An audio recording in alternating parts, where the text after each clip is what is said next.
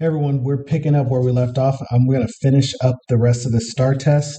So let's just jump right into it. Remember, we're using the same strategies that we did before, highlighting keywords, writing down what they're asking, and then solving from there. So if you missed out on any of the other videos as I went through 1 through 33, please watch those videos and hopefully they're helpful. I'm just going to dive right in. So let's go to number 34 where it says, a new refrigerator comes packaged in a box shaped like a rectangular prism. Okay, so first thing we're going to do, let's get my highlighter out, is rectangular prism. Okay, the base of the box measures, so base is 4 feet by 5 feet. The total surface area of the box is 148 square feet. So what is the height of the box in feet? All right, so we're gonna have to work backwards a little bit here, and it's perfectly fine. We just gotta set this up. We're gonna possibly need a calculator, so we'll have that ready as well. So first thing we need to do is know what is the height, and then we need the formula for surface area. So we know that the total surface area is equal to PH plus 2B. Okay, so from here, we need to find height. We know the base of this box is, let's say we did something like this, and this is 4 by 5, and the total surface area of this box, and I'm drawing a crude box here, but it should be good enough, right? They want to know what is this, what is H? So if we have B, we know B is 5 times 4, so B equals 20. We also know, so 2B is equal to 40. We also know that the parameter of the base would be 10 plus 8, so P is 18. Okay, so that means all we have to do is put everything into this formula and we can find, and we know total surface area is equal to 148, sorry. All we need to do is put everything into the formula and solve for H. So that says 148 is equal to 18H plus 40 because I already did the 2B. Okay, so all we need to do is move the 40 to the other side of this equation by subtracting. So we're going to do minus 40 here to make a zero pair and minus 40 here, and that gives us 108. So I'm going to draw an arrow here so you can see where we're going. 18H is equal to 108. Okay, to get rid of the 18, we divide 18 on both sides. This is left with 1. So H is equal to whatever 108 divided by 18 is. So let's find out. We're going to go to our handy dandy calculator. Because if you have one, use it. 108 divided by 18. And that gives us 6. So H equals 6. Okay, so that one wasn't too bad. On to the next one. 35. Two students went to an amusement park on the same day. Group 1 bought 9 tickets and received a $120 discount. Group 2 bought 3 tickets and received a $30 discount. Both groups spent the same total amount of money on tickets. The price of each ticket was the same. What was the cost of each ticket? So this says, what is X? Okay, and then the same tells me that we have an equation. Okay, so we have an equation on both sides. So we're going to set this up into group 1 and group 2. So group 1, I'm going to put 1 and 2 here. So, and they're both equal to each other. So group 1, they bought 9 tickets at X dollars and received a $100 discount or $120 discount, so minus 120. And then you got group 2 that bought 3 tickets at X dollars and they received a $30 discount, so $30 off. Okay, but they spent the same amount of money on tickets. So now let's see what would make this true. So we're solving equations, so we want our X on one side and our numbers on the other. I usually choose the side that's bigger, so hold on one second. All right, so once again, we want our variables on one side and our numbers on the other, constants rather. Okay, I choose the side that's bigger, and that's the side I'm going to put my variable on. So what we're going to do is remove this by subtracting 3 from there, and we're going to subtract 3 from there. Makes it 0. So this ends up becoming 6x. I'm going to rewrite the whole thing. Minus 120 equals negative 30. Okay, so check. We've got our variables on one side. Now we need the same thing with our constants. So we're going to add 120 over here and add 120 over here. And that leaves us to say 6x. And this is gone. 6x equals 90. Okay, so then we divide by 6 on both sides. That's gone. That's x is equal to, I want to say that's 15, but let me double check. That might not be 16. Escape. Make sure I tell you the right thing. 90 divided by 6. Yeah, 15. Okay, so the answer is 15. Okay, pretty straightforward. Okay, let's go to the next one. And I didn't highlight on this one because I just marked it up with my pen. Obviously, you should be using pencil or whatever they tell you to use, but let's go ahead and go to the next one. This one should be pretty straightforward too. It says, which set of ordered pairs represents y as a function of x? So this right here, this is one of those tricky things that we see often as students in the class in 8th grade. Y as a function of x just means, is this a function? So which one of these is a function? So remember, the thing that we're looking for is no repeating x's. If you see repeating x's, it is not a function. So we're circling the x value, and there they are, boom, boom. So that's not a function. We're just looking at the x values only. Negative 15, negative 15, negative 7. You got repeating x's, so cross it out. 11.1, 5.1, 12.1, 6.1. Those are all different. No repeating x's, so just double check this one. Square root of 1, square root of 1. Okay, so the only possible choice is h. Okay, so some of them will allow you to move a little quicker than others, so that's a relief. So we get a break there. Let's go on to the next one. We're almost done with this test, by the way. Okay, number 37. All right, I'm going to read the question first before I read the whole thing.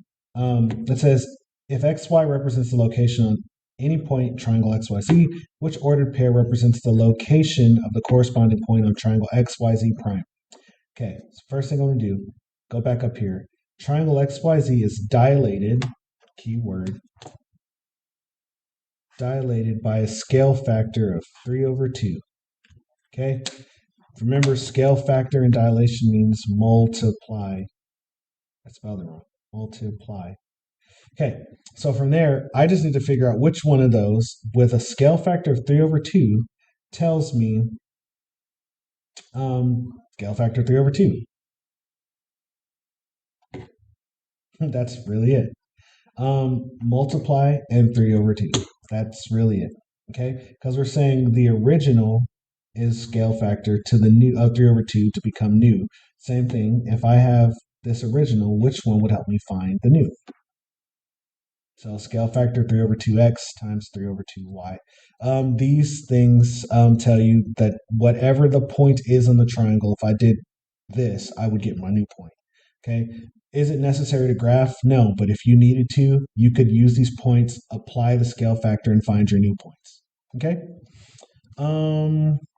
Number 37 or 38. Sorry. Larry put $1,287 into a savings account 8 years ago. Okay. So we got, that's P. Okay. It earned 4% simple interest. I'm going to underline that whole thing, and T is 8 years. Based on this information, what is the balance in dollars and cents his savings account, in Larry's savings account at the end of these 8 years? Okay. So they're telling me this is my P, they're telling me this is my T, and this is my R, and we're using simple interest. What is the balance? I should have probably highlighted it, but balance is A. So A equals what? And that is I plus P. So we also need to find I equals P times R times T. Okay, so we multiply all those things out. We'll find our interest earned, and then we'll add that to our principal. So on our calculator, we're going to multiply 1,287 times 8 times decimal 04, which is 4%. And I is equal to 411.84 or $411.84. Let's let that focus for a second. Okay, so $411.84. It's I. We need to add that to our principal, which is 1,287. And so if I write this here, that says 411.84 plus 1287 is equal to 1698.84. So at the end of 8 years, I should have that much in my account. Okay? So that one's pretty straightforward. As long as we're reading, we should be able to figure that out pretty good. Number 39. It says a student traveled a distance of 68 miles in 136 minutes. Which graph has a slope that best represents this rate? So remember, these things often give us two obviously wrong answer choices. But first, I'm going to just highlight 68 miles in 136 minutes. So we need to figure out how many miles can we go in 1 minute. So 136 minutes is x. So we need to actually fix that and do the other way around. Y over x, 68 divided by 136. Oh, okay, so that's 1/2. Okay, so that means we go 1 mile every 2 minutes. Okay, so we need to say we'll look for 1 mile every 2 minutes. So that's 1 mile every 2 minutes. So we need to find a graph that shows that. So remember, I said two choices are obviously wrong. That one right there, because it shows half and it just goes half all the way down. That's wrong. This one starts at 2, but how could you start at 2 miles when there's no time? So that doesn't work. So now we're left with A and C. So we're going for up 1 over 2. So we go up 1 every 2 minutes, up 1 mile every 2 minutes, up 1 every 2 minutes. That looks like it's our answer, but let's double check. At number or letter A, it says at 1 minute, I've gone 2 miles. Oh, well, that would be 2 over 1, but it shows that our rate is 1 over 2. So it's not that one. So our only choice is C. Okay, we're wrapping it up. Let's go ahead and make it through. Let's see, we're on, we've got 3 more questions. Let's power through it. Okay, on number 40, the cost for electricity varies directly with the amount of kilowatt hours of electricity used. The cost for using 1,079 kilowatt hours of electricity was $129.48. So varies directly is important to write. This right here and this right here. Okay, so I got my values. Remember, money is Y. And if it varies directly, this is basically Y equals KX. Okay, so what was the cost for using 908 kilowatt hours of energy? So it says that if I use 1,079, I pay 129.48. But then it says, what is the cost for using 908? So it should be less. So what we're going to do is we're going to set up a proportion, because this is a proportional relationship. So we're going to say 1,079 over 908 is equal to $129.48 over X. And we're going to cross multiply and divide. So multiply across and divide what is left over. Okay, so that'll give us, let's see, use our calculator. So 129.48 times 908 equals that very large number.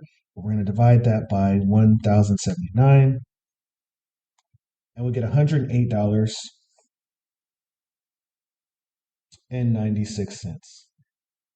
And we look for our answer choice, and boom, there it is. Okay, so straightforward. Proportional relationships can be solved by using proportions. We could have also did y divided by x and found the rate, and then multiplied this by that and got that answer as well.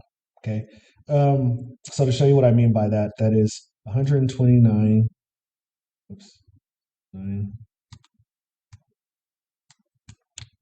Uh-oh. I messed up. There we go.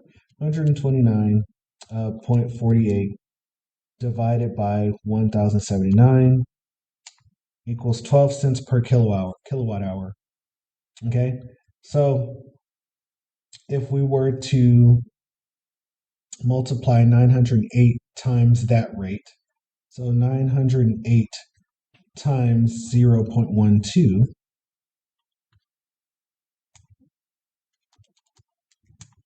that gives me $108.96 because K is equal to 0.12 or 12 cents. Okay. All right. So there's multiple options to do that. All right. Let's look at number 41. We're going to try to wrap this up. We're almost done. 41 shows 5 proposed routes and distances for a new state highway between Camden and Highway 99. The proposed routes for State Highway 1001, these are the routes. And it says which shows these distances from least to greatest. There's a trick to these. Most of the time, if we find out which number is the smallest and which one's the largest, we can usually go that way and it helps us out. So let's go ahead and see what some of these weird numbers are first. So 10 times the square root of 17, that's 41.23. 586 divided by 13, that's 45.07. Square root of 2111, that's 45.95.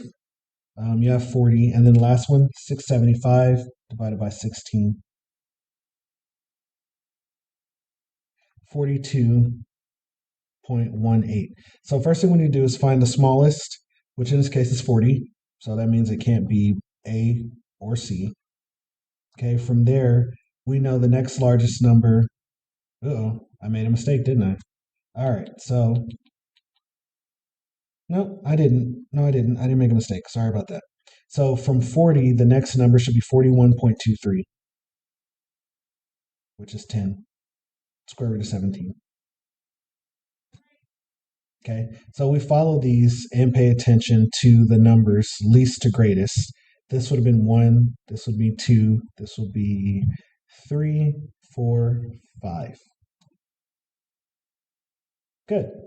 Okay, so last one, and I should highlight the words least to greatest because that's helpful. Smallest to biggest.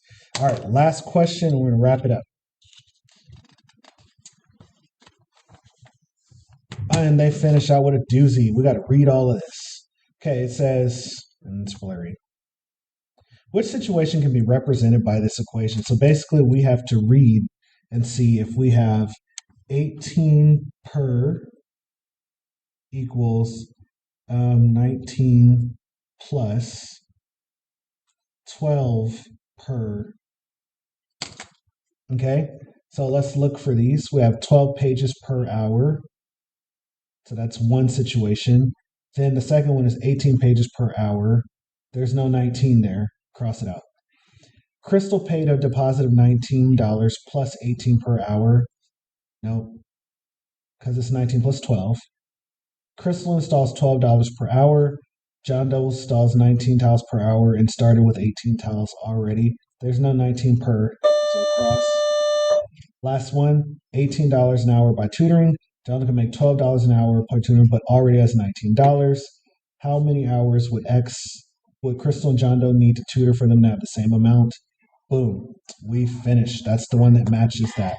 So now here's the thing. We made it all the way through 42 questions. Your STAAR test may have more questions than that, but that's okay. If you follow these strategies, you should still be set up for success. If you have any questions, please let me know. Please reach out, and I'll do my best to reach out to you and respond. Hopefully this was helpful and you followed the series of this STAAR test. But until next time, thank you and have a nice day. Bye-bye.